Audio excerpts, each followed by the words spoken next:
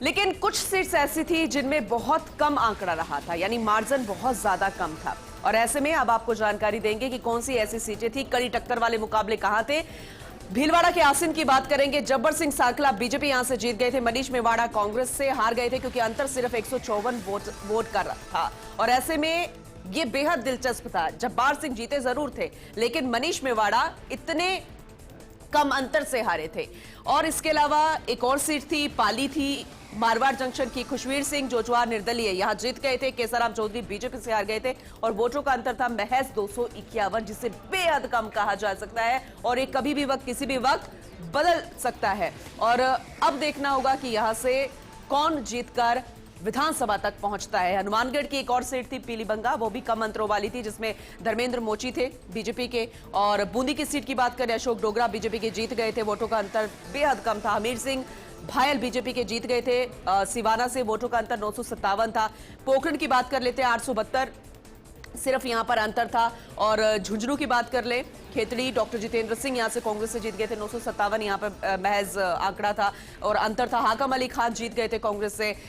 सीकर से फतेहपुर की बात कर ले, हाकम अली खान कांग्रेस के जीत गए थे, यहां पर भी मार्जिन बेहद कम था। दातारामगढ़ सीट एक ऐसी थी जहां पर सिर्फ 920 का अंतर था। आसिन की हम बात करें, और पहले भी हम आपको जानकारी दे रहे हैं कि वोटों का अंतर महज 154 था। ये वो सारी वो सीटें हैं जो कि बेहद कम अंतर से जीत दर्ज कराने वाली है। लेकिन इस बार यहां पर क्या होगा, इस बार कौन कितना वोटिंग प्रतिशत लेकर विधानसभा तक पहुंचेगा, आखिर किसकी जीत होगी इस बार, क्योंकि सीटों पर भी तय होता है किसको मैदान में उतारा गया है। खेतड़ी की हम बात करें, डॉक्टर जितेंद्र सिंह कांग्रेस के जीत गए थे, 957 महज वोटों का अंतर था।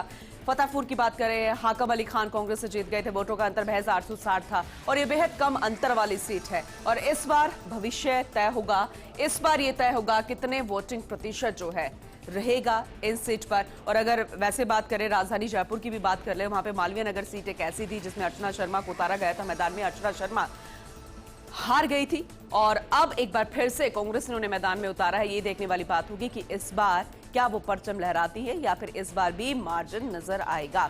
तो कड़ी टक्कर वाले मुकाबले माने जाते हैं। ये तमाम वो सीट्स है जिसमें बेहद कम वोटों का अंतर रहा है।